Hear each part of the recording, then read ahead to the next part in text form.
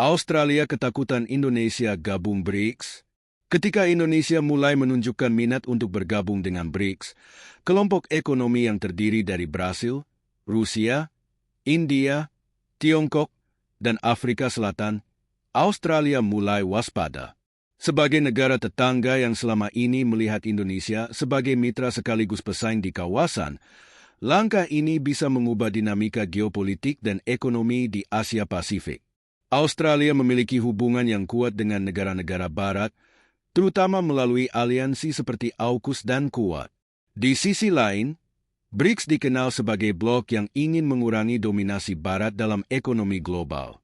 Jika Indonesia benar-benar bergabung, maka ini bisa menjadi pukulan bagi kepentingan Australia, baik secara ekonomi maupun strategis.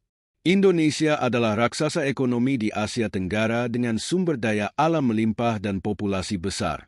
Jika masuk ke BRICS, Indonesia berpotensi mendapatkan akses lebih luas ke investasi dan pasar dari negara-negara anggota. Ini bisa mempercepat pertumbuhan industri strategis seperti infrastruktur, energi, dan teknologi, yang mungkin mengurangi ketergantungan pada mitra barat, termasuk Australia.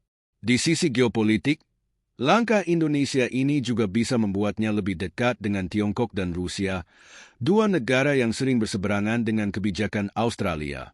Bagi Canberra, ini bisa menjadi tantangan besar dalam menjaga keseimbangan pengaruh di kawasan. Meski demikian, Indonesia tetap menjaga hubungan baik dengan semua pihak.